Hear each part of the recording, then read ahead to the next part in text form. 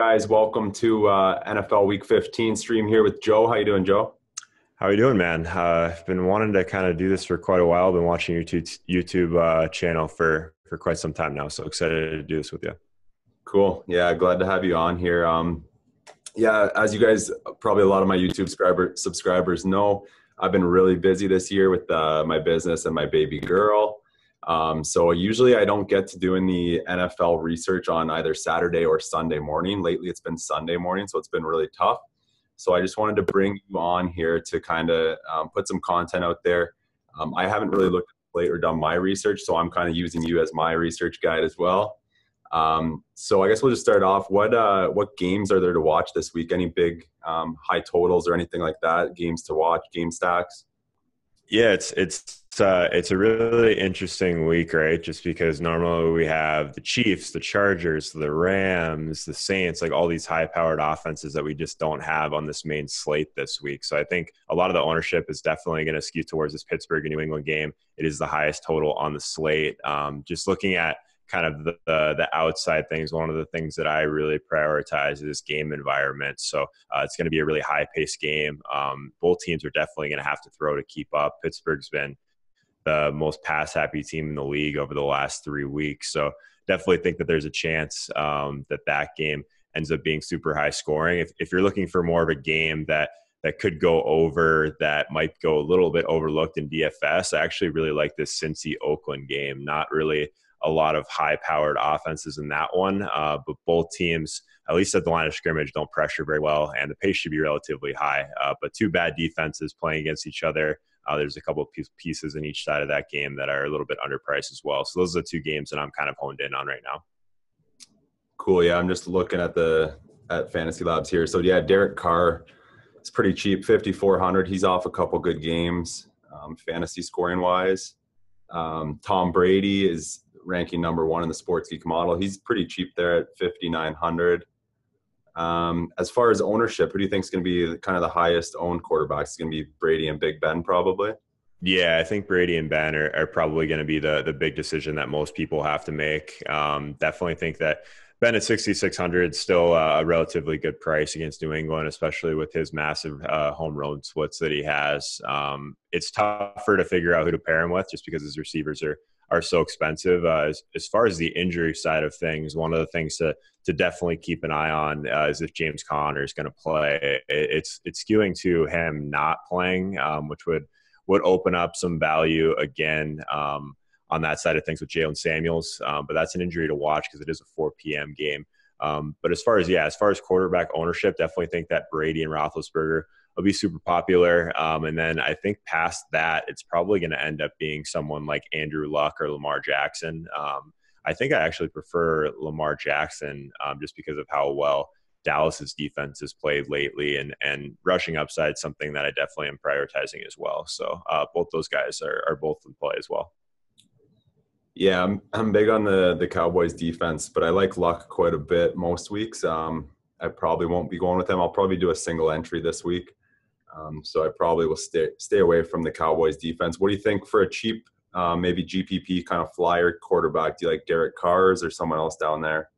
Yeah, so if you're going super cheap, I actually like the idea of going to the other side of that with Jeff Driscoll at 5,100. Just the weapons that he has, they're all a little bit underpriced. I'm sure we'll talk about Joe Mixon quite a bit, but someone at tight end like Uzoma, John Ross, like there's a lot of really cheap weapons in this game. And anytime you're targeting Oakland, just a team that doesn't pressure very well, they also are one of the worst teams in the league at tackling in the open field. I think Jeff Driscoll is at a price point to where he's got the weapons to pay off that price tag for sure. Cool. And yeah, he's 5,100, so pretty dirt cheap. But I mean, there's not a huge difference between him and Brady, so it's kind of true. Definitely for cash, it'd probably be tougher to pay down for someone like that. But for GPPs where you want someone lower owned, that might be a good way to go. Moving on to the running backs here. Joe Mixon, you mentioned him. He's popping up first for the Sports Geek model as far as ratings. Looks like he's going to be pretty popular, 31 to 40%. Obviously in a good spot, cheap price, 6,100. So he would you say he's almost a lock for cash games at that price? Yeah, I think he is. I mean, he touched the ball 31 times last week, so he's not priced in that way quite yet. So I think at 6,100, he's a guy that you feel pretty confident locking in for cash games. I would expect him to be the highest owned running back in cash for sure, outside of maybe one of Ezekiel Elliott and Saquon Barkley. So I think the way that Zeke is being used in the passing game now is just totally different than what we anticipated, what we probably thought was possible from some of these Dallas coaches. So, I mean, he's not going to touch the ball 40 times again like he did last week, but just the screen game for Dallas has been just elite lately. And Indy does give up a decent amount in the passing game to running backs. They're 26 in DVOA to running backs in the passing game. So really like Zeke at the top end. So starting with Zeke and Mixon, I think will be super popular at this position for sure. Cool. Yeah, Zeke is rating pretty well in my model, and he's got a lot of trends that have got him. He's got 7 trends. Next up for trends-wise, which is something I like to look at to try to find some sleepers for GPPs, is David Johnson. What do you think about him this week at 7,100 on DraftKings? Yeah, I'm the same way. I use a ton of trends as well, and a lot of times it is trying to find some undervalued guys that might go a little bit under-owned in tournaments, but still seeing volume. David Johnson fits that bill for sure, like 7,100. He's probably a little bit overpriced relative to this Arizona offense, like really low team total. They are on the road. They are a pretty big underdog in this spot. But that said, like targeting an Atlanta game in Atlanta, these games always seem to kind of go over. And it shapes up really well for points. Atlanta is one of those teams we've been targeting the entire year with pass-catching running backs, 29th in the league at defending pass-catching running backs.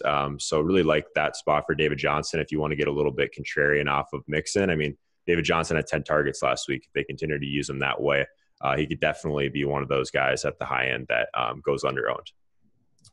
Cool. Yeah, I don't know if I would throw him in my single bullet, but just pop there for the trends, and maybe if you're throwing in 150 lineups in a GPP, it'd be someone to look at for some of those lineups. I'm just trying to find like a cheap sleeper running back. Sometimes the Sports Geek model kicks out some good sleepers. Someone like Jalen Richard at 3,900. I don't know if he'd be definitely a flyer, GPP flyer. Gus Edwards is 4,400. We got Dixon at the top of the model. We got Tevin Coleman at 4,200. James White 5,700. Any of those guys popping for you at all? Yes. Coleman's pretty high up in my model as well. I struggle with that play a little bit just because his usage has been so inconsistent lately. But like I said, like I expect them to be quite a ways ahead in this game against Arizona. So hopefully that translates into a few more touches. As far as some of those other guys, it's tough, right? Like running back's never really a position that I want to go out of my way to pay down for, just because I think there's so much opportunity cost in fading any of these elite guys. So this is where I want to spend the most of my salary by far. Maybe a guy like Jeff Wilson at 4,600 in that game against Seattle. They tend to give up a decent amount to the running back position. But yeah, getting past like Samuels at 5,200, it gets thin pretty fast. For sure. One guy that's popping, I know I said I don't like targeting Cowboys defense, but Marlon Mack at 4,500. What do you think? Is he in play for GPPs? Yeah, so one thing, I liked Marlon Mack quite a bit a couple weeks ago when Indy was really trying to run the ball a lot. They've actually skewed to the 29th most run-heavy team in the league lately. So, yeah, I think that'll definitely be almost like a contrarian pivot to – there'll be people that want to go back to TY even though he's been banged up. It looks like he's probably going to play. But yeah, if you're trying to leverage that game, which a lot of people like, a lot of people love this Dallas and Indy game. I'm definitely one of them for sure. I think Marlon Mack would definitely be one of the lower owned spots. Probably touch the ball 15 to 18 times at 4,500. Yeah, I think he's in play, home favorite. A lot of other kind of things, definitely. It makes sense for sure. Cool. Moving on to wide receiver. Again, just in the Sports Geek model, pulls up a lot of value plays, usually near the top. Which can be interesting sometimes. Sometimes they can be bad plays, but right away it's got the Jacksonville receivers. There's got 3 of them in the top 6, it looks like. Are any of those guys in play? Westbrook at 45 or Keelan Cole? I know he hasn't been doing much, but he's 3,200. Just trying to figure out why these guys are popping. Any idea?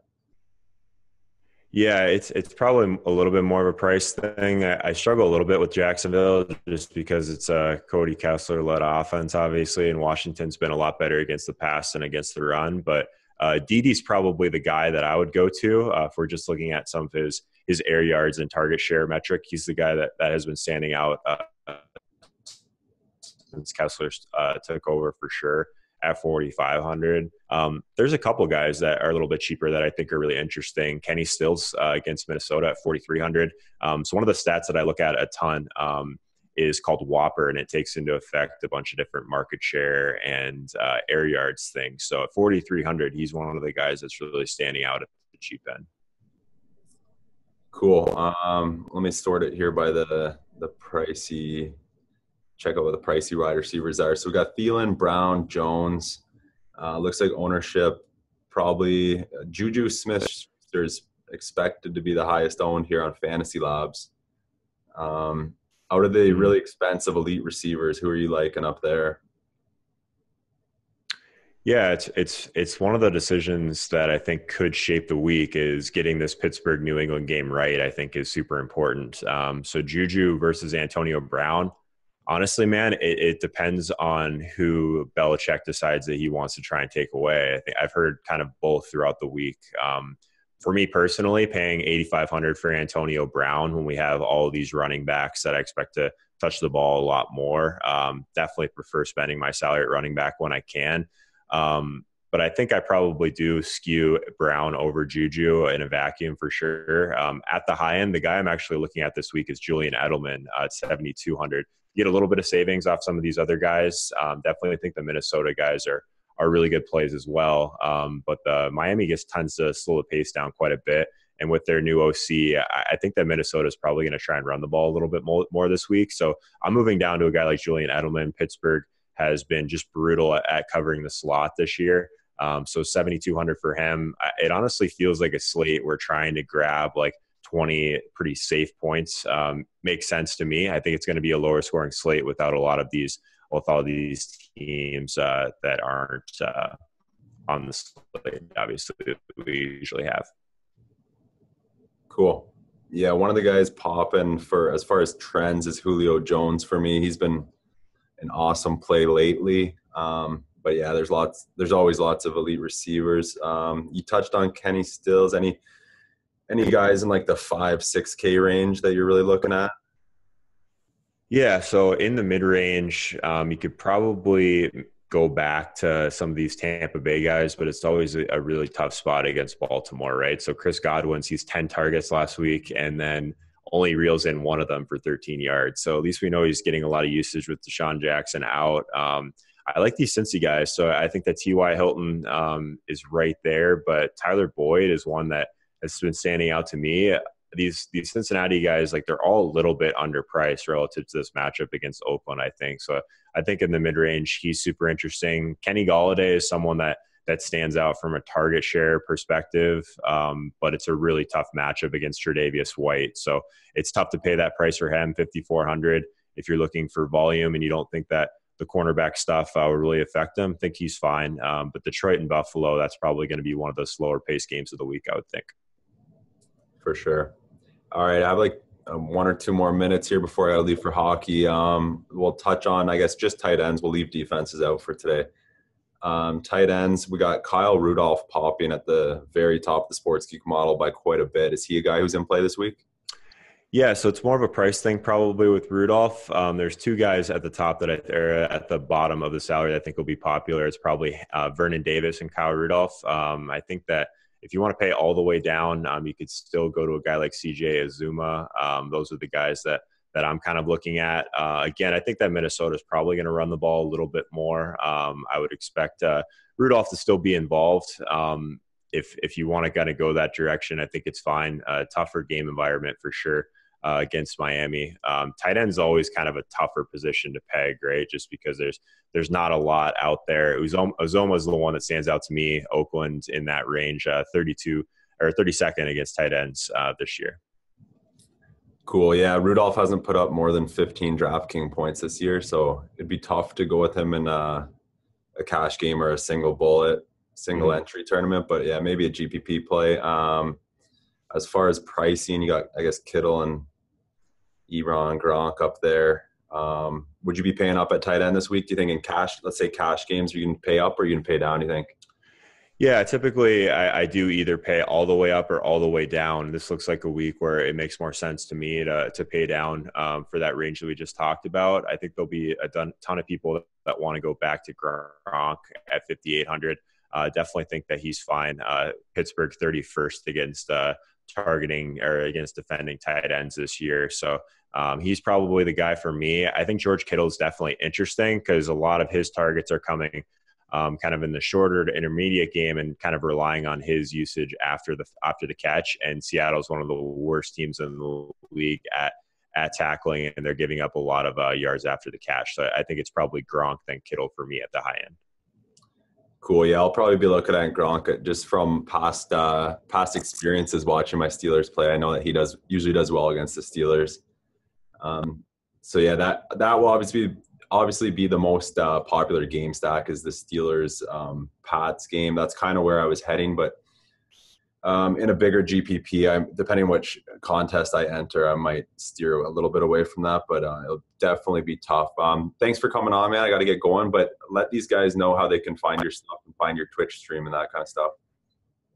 Yeah, man, we'll have to do this again soon when we have a little bit more time, maybe do it live or something.